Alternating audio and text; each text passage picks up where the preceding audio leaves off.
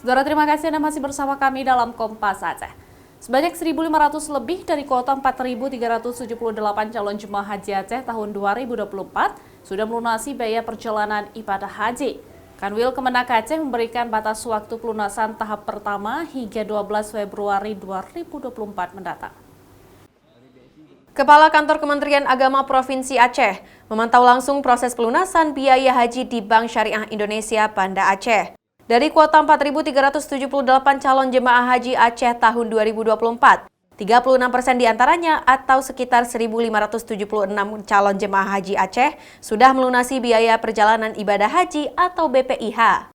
Sebanyak 3.360 calon jemaah haji sudah melakukan istita'ah kesehatan hingga 29 Januari kemarin.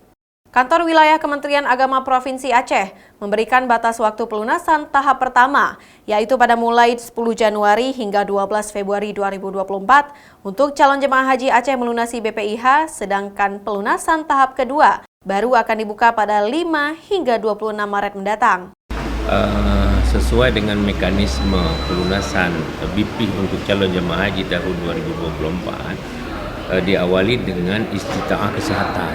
Maka kita memantau langsung proses pelunasan supaya para calon jemaah yang sudah masuk namanya ke daftar tunggu, jadi sesegera mungkin melakukan pelunasan.